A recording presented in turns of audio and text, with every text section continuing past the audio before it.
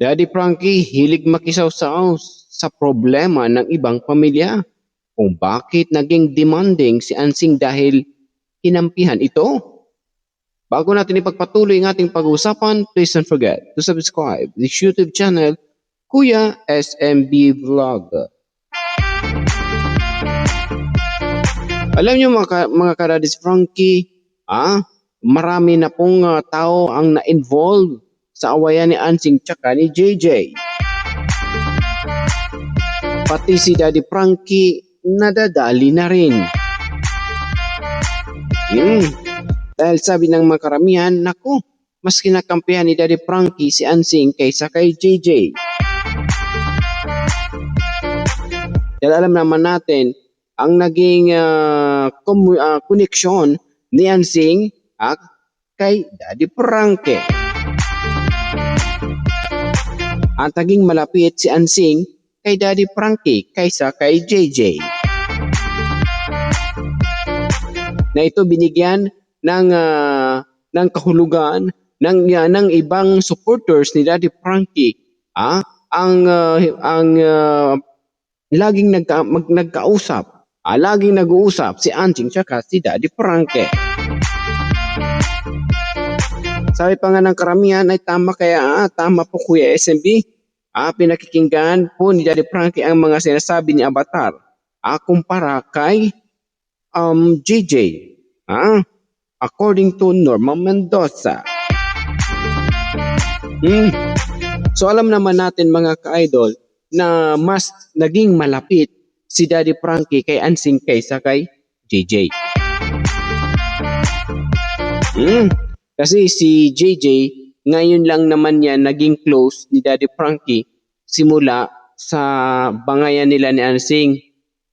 Sa pagtutol ni JJ sa pagtayo ng bahay ni Kuya Oliver.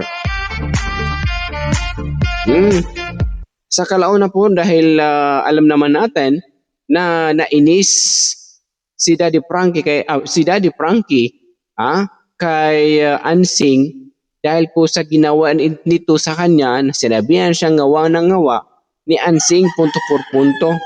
At isa rin to naging dahilan kung bakit napinding din ang paggawa ng bahay ni Oliver kung saan si Ansing humingi ng apology at pinuntahan ito sa bahay ni Daddy Frankie. Doon po nagsimula mga ka-idol ang pagkakaibigan na medyo na mas naging malapit si JJ at saka si Daddy Frankie.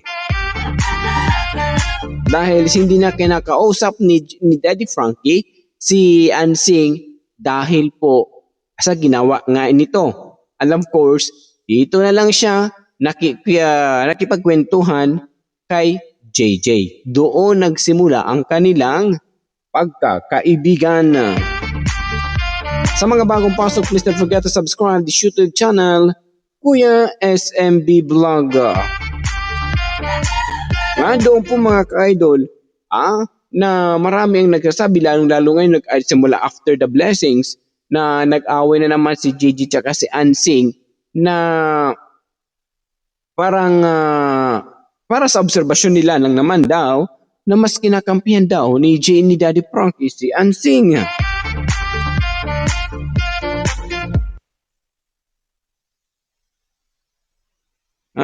Sabi pa nga ng karamihan, palagi yan si Daddy Frankie, lagi nandun kay Ansing kasi kapag si Ansing ang content, laging malaki ang views.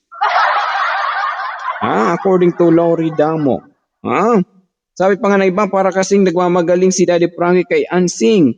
Pati problemang pamilya nakikisawsaw siya basta nagsumbong si Ansing, wala siyang salita si Daddy Frankie. Sabi pa nga ng iba dito, tama po Ron SMB, bakit ganoon kaya siya ni Ansing? Matalino Ansing at tuso pati si Daddy mapapaikot. Ito ang advance ng isipan ng mga supporters, nag-advance na. Naiikot nga daw ni Ansing yung pamilya niya. However, si Daddy Frankie. Actually, para mapasa akin mga ka-idol, hindi nakialam doon si Daddy Frankie sa awayan nila, sa bangayan nila. Ang naibidyo lang yun ni Daddy Frankie. Dahil nagsumbong si Ansing na malaom-laom kay Daddy Frankie. Anong sabi ni Daddy Frankie? Wala akong pangalam sa away ninyo kasi away niyan magpamilya. Nandito lang ako para kay Oliver. Kung away niyo ni JJ not related kay Oliver, sa inyo na po yan. Hindi na po ako makikisaw-saw. Kasi ang nangyayari po dito, kasi si Ansing parang sumbong kay Daddy Frankie, nakikisali na daw si Daddy Frankie sa awayan ni Ansing anang kanyang pamilya. Sabi pa nga dito, hingi siya agad kay Daddy Frankie ng materialista. Dahil baka unahan siya ni JJ, ganun ang una niyang sinabi, nagnakaw siya ng tulad ni Ansing na magaling sa pautakan. Ganun lang po doon. Kung ihahambing naman natin, ikukumpara naman natin ang bahay ni JJ tsaka ni JJ tsaka ni Ansing, mas okay kay JJ bahay kaysa kay Ansing. Mga ka-idol. So alam naman ni Ansing, nagtataka rin nga ako mga ka-idol kung bakit si Ansing hingi ng yero. Tapos yung kanyang bahay, until hindi pa rin tapos. Totoo guys, baka nagpagawa na ng mansion dun sa kabilang barangay. Kasi noon pa yan binigyan ng 10,000 cash. Kasi di ba unang pagkita nila ni Ansing, binigyan siya ng 10,000. Kasi nakita ni Daddy Frankie na sira ang kanyang bubong, binigyan ng 10,000. Tapos pumunta doon sa shelter kasi nga butas ang bubong. Gusto humingi kay Oliver ng cash para pambili ng yero. Tapos mga ka-idol, nabigyan. Tapos pumunta ulit doon sa bahay ni Daddy Frankie. Dahil di ba pumunta si Daddy Frankie sa bahay nila dahil nga itatayo sana yung bahay ni Oliver. Ngayon, hindi na-cancel muna yun dahil po gusto tanggalin muna yung kawayan. Nakahingi po siya dun mga ka-idol ng yero. Nakabili po si Daddy Frankie ng yero kay Ansing punto. Until now, kulang pa rin. Mansion ba talaga ang ginagawa ni Ansing sa kanyang bahay? Yun ang katanungan ng karamihan. Ganun po mga ka-idol na laging may si Oliver ang nagiging paon ni Ansing para makadali at maikot ang isipan ni Daddy Frankie. Sabi pa nga dito, Fruto Valdez, malakas ang kuryente ni Ansing dahil si Daddy Frankie ay di matiis si Ansing. Galing kay Ansing mismo yan, Daddy Frankie, na wala ng control po pag si Ansing ang kausap mo. Payo ko sa'yo, patawas ka. Ay natawa ako ng mga kaida. Oy Daddy Frankie, magpatawas ka ba? Sabi ni Ma'am Fruto Valdez. Agay, namalaw talaga. Anyway, baka na-hypnotize. Talaga ba, SMB? So Ma'am Fruto Valdez, kung nanonood ka man ngayon ng aking premiere, naniniwala ka ba ng hypnotize? Or yung term na anong tawag doon, yung hindi barang, grabe naman kayo, hindi barang, yung hindi, you were not hypnotized, yung palagi magsunod-sunod ka sa kanya, tapos makakagusto ka sa kanya, ang tawag, lumay, agoy, nadali. Anong Tagalog ba sa lumay mga ka-idol? Oo, ngayon ko lang din naalala lumay, kasi sa SMB na lumay na, agoy, talaga ba? Oo, nalumay ako. Tingnan mo ngipin ko, wala na, isa na lang, kasi nalumay. Lumay Baka linumay ni Ansing si Daddy Frankie. Ay, agay, nawala po talaga mga ka-idol. Sabi pa ng karamihan, bakit kayo tawang-tawa? Oo, nalumay mga kaya. Kasalanan Daddy Frankie mga yan, laging kumakampi kay Ansing. Daddy Frankie according Roy Sabiano. Sa mga ka-idol, si Ansing kasi panay sumbong kay Daddy Frankie. Siyempre, si Daddy Frankie, magsusubong si Ensing. Ano nga naman tahimik? Di, siyempre, sasagot yan. Sasagot. Kaya po yan, isip tuloy ng karamihan na kinangkampihan ni Daddy Frankie. But Daddy Frankie said na wala akong pakialam diyon sa awayin po ninyo kasi pamilyang away po yan. Nandito lang ako para kay Oliver.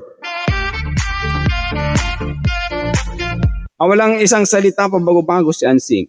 Ako din iba pang supporter dapat yung natirang materialist gamit na lang sa bahay ni JJ.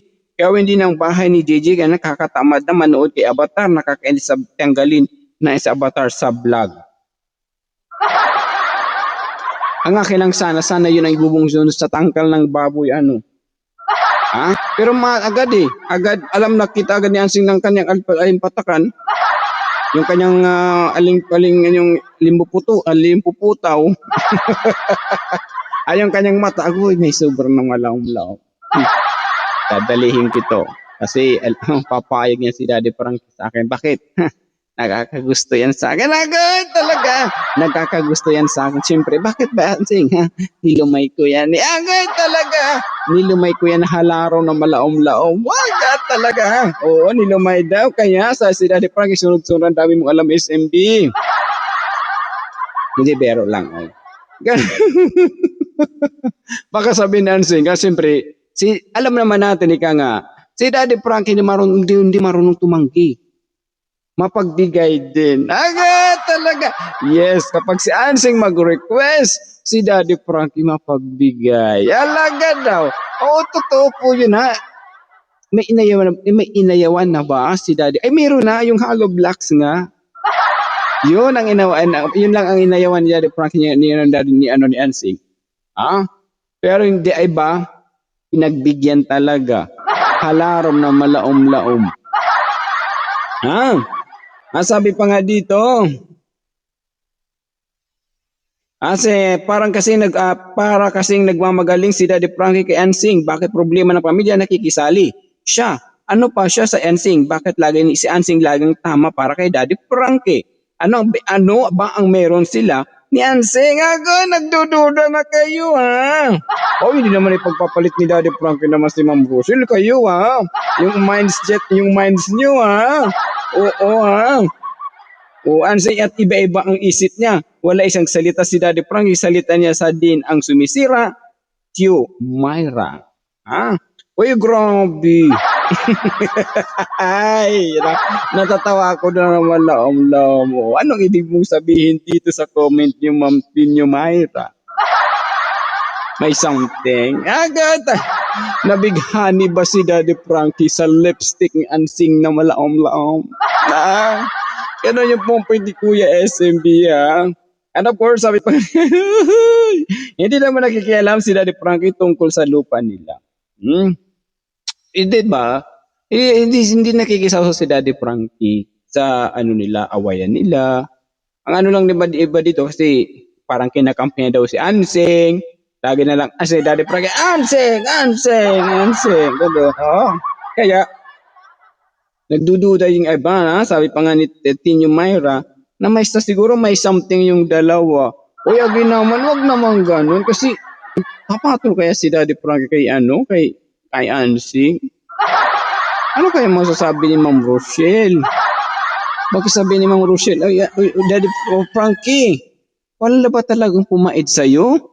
Si Ansing pa talaga? Grabe kayo sa mga commentator niyo sa mga comment niyo sabi pa nga dito, Ma'am Rose Santos, babalik-balik na rin pa rin pabalik-balik pa rin si Daddy Frankie dyan, kila Oliver kasi nga di kumikita sila dyan, di ba? Sabi din niya, pag after ng blessing wala siya pakialam sa kanila. Pero ayan, balik-balik pa rin Daddy Frankie, Daddy Frankie nakikinig pa rin sa mga kadramahan ni Ansing, nabibilog ang ulo niya ni Ansing, punto por punto. Anyway mga kaidol, actually pupunta naman talaga pa doon si Daddy Frankie. Pero alam naman natin, medications ni Oliver, sino magbibigay? Di ba Daddy Frankie din? Follow-up check-up, sino ang maghahatid sundo doon sa hospital ni Oliver? Kasi tinitingnan niya ni Dr. Galmon ba? Kung si Dr. Galmon ang doktor ni Oliver. Pupunta yan doon of course. Pumupunta doon si Daddy Frankie, ibig sabihin na para kay Ansing. Pupunta para kay Oliver. Kayo kasi daw may gusto. Agay na malaom-laom talaga. And of course, tama, wag na siyang makihalos ayaw nila ni Ansing at JJ. Away nila Ansing at JJ ang aralan lang niya si Ansing dahil sobra na yan masama ang ugali ni Inya. Pareho na silang matanda. Bakit yung pinakamatanda? Sa kanila di nakikihalo sa kanilang dalawa. Wala sa lugar si Ansing kaya dapat huwag ninyong pakinggan si Ansing. Tama ka po. Di dapat ay pakialaman kasi kaya nang sumbong siyan kay Daddy Frankie dahil kinakampihan ni Daddy Frankie. Talaga nagparang ang point dito ni Mercy Tiokson is parang malakas ang loob na sumumbong si Ansing doon kasi alam ni Ansing nakakampihan siya ni Daddy Frankie. Tama po ba yan, Ma'am Mercy Tiokson? Nagmamana silang tatlo magkakapatid ang hati-hati. And of course, sabi pa naman niya, parang inihypnotize siya ni Ansing, nauto siya ni Ansing, kaya uto si Frankie. Judy Padres 765. Binabasa ko lang mga doon. Confirm, di ba? Kasi yung mga comment ng mga viewers, siyempre, di ba, lahat tayo may kanya-kanyang reaction, opinion. Okay lang kasi dito, binibigyan ko kayo ng time yung mga supporters na i-open din sa aking channel na mabigyan rin kayo ng oras na i-voice out ang yung mga nararamdaman kung ano. Ganon lang po dun mga ka-idol. Sabi pa nga dito, kaya na, ay wag naman. Kaya sabi lang na channel kay unfollow lang, wag naman ganun. Kasi si Daddy Frankie, binabalansi lang naman niya ang sitwasyon. Ganon lang po dun. Kasi alam naman natin na pumunta lang doon si Daddy Frankie, dahil nga si Oliver nga kanyang binabasi. Kasi alam naman si Ansing na simula nakakilala sila ni Daddy Frankie, si Daddy Frankie ang naging sandalan ng kanyang mga kakulangan ng kanyang asawa. Kung walang pambigas, Frankie. Kung walang puro lahat kay Daddy Frankie. Kaya yung loob ni Ansing kay Daddy Frankie, gumaan. Hindi ba tayo? Gumaan talaga dahil mayroon ng connection sa isa't isa. And of course, carded sabi ng iba, mabait kung si mabait pero nababash rin kayo mga viewer. Mabuti nga iwan ni Ansing, walang kwentang tao yan si Ansing. Hindi ka hindi ko kinukonsente ni Daddy Frankie si JJ dahil si JJ ay nonsense. Walang taste sa magsalita. Ay si Ansing magaling matamis magsalita. Kahit puro kasinungalingan, gusto niya si Daddy Frankie dahil ang gusto nilang mga viewers, si Daddy Frankie parang Ansing din, pabago-bago isip. Okay kayo Anak ko, sabi pa nga dito ang iba, di ka ba nanood? Sinabi ng lahat ni Daddy Frankie, ang sinabi mo, ikaw siguro ang walang views kontra kay Daddy Frankie. And of course, tama kayo mama, kasi pakinggan ko po Daddy Frankie ang mga sinasabi ni Avatar kasi saka hindi dapat siya na pumunta doon. Actually mga ka-idol, sige halimbawa, si Daddy Frankie hindi pumunta doon. Pinahayaan na ni Daddy Frankie si Oliver. Okay, kung yan ang gusto nyo, sige. Okay, at least naibigay ko na yung aking mga naibigay. Kayo na bahala. Paano si Oliver? Ganun po yun mga ka-idol. Kaya sabi ko sa hindi pwedeng iwan ni Daddy Frankie si Oliver. Kasi si Ansing lang naman talagang in charge. Kasi si JJ nga, sabi nyo nga, nonsense. Kasi si Ansing kasi nakakaalam about sa medical record ni Oliver. Alam pa naman po doon siya kay JJ pumunta. Ganon lang po doon mga ka-idol. Sa mga hindi po nakakaintindi. Mahigo pa na akong sabaw. Nang malaom-laom. Ganun lang po dun mga ka-idol, yung point ni Kuya SMB. Of course, tama kayo mga pakinggan ni Daddy Frank ang mga sinasabi niya about drugs, saka hindi dapat siya na ang pumunta doon. O sige, sino ang pupunta doon? Sino magmamonitor kay Oliver? Sino magpapagamot kay Oliver? Sino magpa-follow up si Kuya Oliver? Si Ansing? May pera ba si Ansing? O, sinong multo? Ganun lang po doon mga ka-idol. Yung point ni Kuya SMB, kapag pumunta doon si Daddy Frankie, ibig sabihin si Anseng ang pinupuntahan doon. May dahilan po yun mga ka-idol lang. O, naunawaan naman ni Kuya SMB ang iyong mga opinion reaction. Wag ang point lang naman na wag niyo naman bigyan ng kahulugan. Yung pag-uusap ni Anseng tsaka ni Anseng tsaka Daddy Frankie. Kasi para sa akin, papatol kaya si Daddy Frankie kay Ansing? Oo, kahit mag-lipstick pa yan, Ansing pa rin yan. Hindi Alam ko man Alam pa naman ipagpalit ni Daddy Frankie si Ma'am Rose. Ang ganda ni Ma'am Rochelle, kahit medyo chubby-chubby, nandun pa rin yung sarap. Di ba? Kung ikumpara niyo si Ansing tsaka si Ma'am Rochelle, pa-stay ko sa comment section below. Alam ba, doon lang talaga sa mga kadadis Frank. Ang point lang na ni Kuya SMB, yan lang lagi nandun yan si Daddy Frankie. Dahil po kay Oliver. Si Ansing lagi nakakausap. Nagkataon lang na pagpunta doon ni Daddy Frankie, na may lagi nagsusumbong si Ansing. Ngayon lang po doon mga ka-idol lang. Sana wag niyo namang masamain ang pagpupunta doon ni Daddy Frankie kay Ansing. Kasi ginagawa lang ni Daddy Frankie ang kanyang pagtulong na walang issue na ma-involve ang pangalan niya. Baka sabihin, ay, katapos lang iniwanan ni Daddy Frankie si Oliver. Anong masasabi ng iba, di ba? Issue na rin yung para kay pwede yun iba to kay Daddy Frankie. Ayun naman ni Daddy Frankie, mangyari po yun sa kanya. Okay? Naiintindihan niyo po ba yung point ni Daddy Frankie? Ganun lang po doon. Kapag pumupunta doon si Daddy Frankie, hindi po para kay Ansing. Si Ansing lang talagang kaharap niya dahil si Ansing may alam about sa medical record ni Oliver punto por punto. Ganun lang po doon yung point ni Kuya SMB.